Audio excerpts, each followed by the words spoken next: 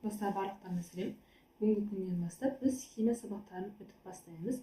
Бүгінгі біздің тақырып химиялық ыдыстар түрі. Мен бұл тақырыпты өте керек әрі маңызды тақырып санаймын. Себебі әр химик ыдыстарды ажырата білуі қажет. Біз бүгін не өтеміз? Біз бүгін шыны, фарфор, өлшеуіш, пластмасса ыдыстарын ажыратып үйренеміз. Шыны ыдыстан бастайық. Шыны ыдыс дегеніміз не? Ол арнайы жылуға төзімді, отқа шыдамды әйнектен жасалады. Мына жерде сіздер олардың түрлерін көре аласыз, суреттерін көре аласыздар. Мына жерде аттары жазылған. Біріншісі проверкалар. Проверкалар қарапайым және калибрленген болып бөлінеді.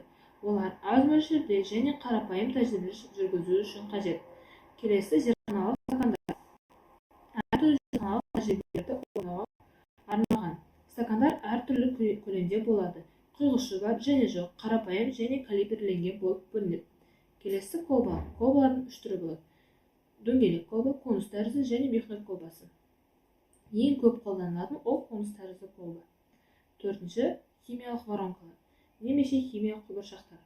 Сұйықтарды құю және оны сүзу үшін қажет. Тамшылатқыштар, капельницалар, реактивтерді аз мөлшерде тамшылатып енгізу үшін қолданылады.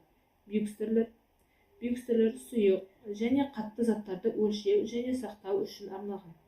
Жетіншісі, сағат әйнектер. Сағат әйнектер аз көлемде реакциялар жүргізу және қатты заттарды өлшеу үшін қолданылады.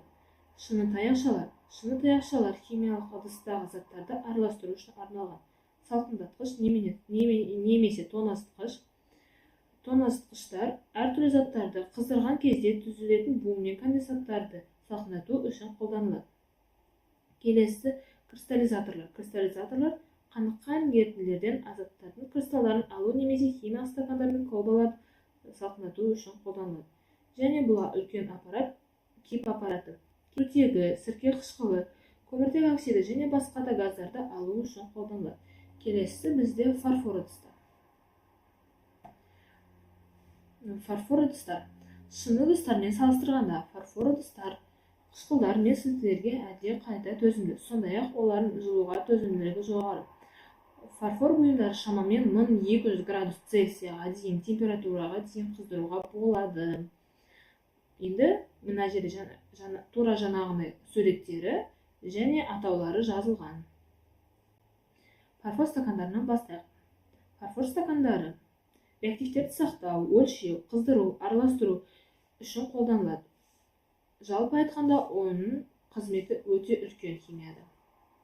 Стакандар әртүрлі көлемде болады. Қолы бар, жоқ, құйғышы бар және жоқ болып бөлінеді. Келесі кружкалар. Жаңағы фарфор стакандарға ұқсайды, тек қолы бар. Одан кейін буландыру табақшалары, выпарительные чашки. Ерітінділерден қатты заттарды бөліп алу үшін қолданылады.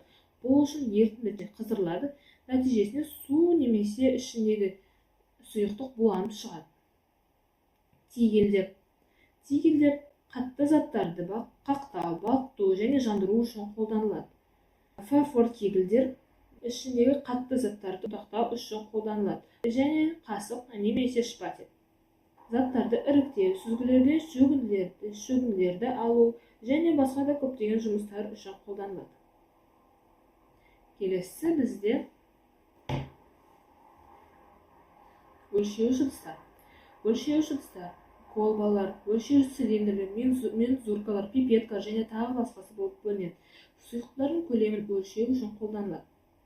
Бірінші өлшеуіш колба. Негізі бұл әртүрлі көлемде бола алады. Бұл дәл концентрациялы ерітінділерді дайындау үшін арналған және олар дөңгелек түбі бар. Ұзын және жіңішке мойындары бар. Колбалар болып келеді. Мойында жұқа сызық сызылған. Мына жерінде 250 болса миллилитрі, 250 деген саны, 250 көлем осы жермен бітеді. Келесі өлшеуіш цилиндрлер. Өлшеуіш цилиндрлер шыны ыдыстар болып табылады, шыны ыдыстарға жатады, бірақ өлшеуіш ыдыстардың арасына да кіріп кетеді. Бұл көлемнің нақты өлшемін өлшеп алу үшін қажет. Келесі мензуркалар.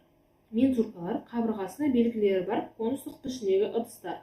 Тура цилиндрге ұқсас, тек олар жіңішке болып келеді. Пипеткалар.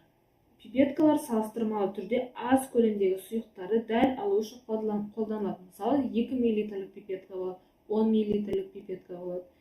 Және соңғысы бюреткалар. Бюреткалар химиялық аналитикалық жұмыстарда өте көп қолданылады. Сұйықтардың дәл көлемін өлшеу үшін қажет.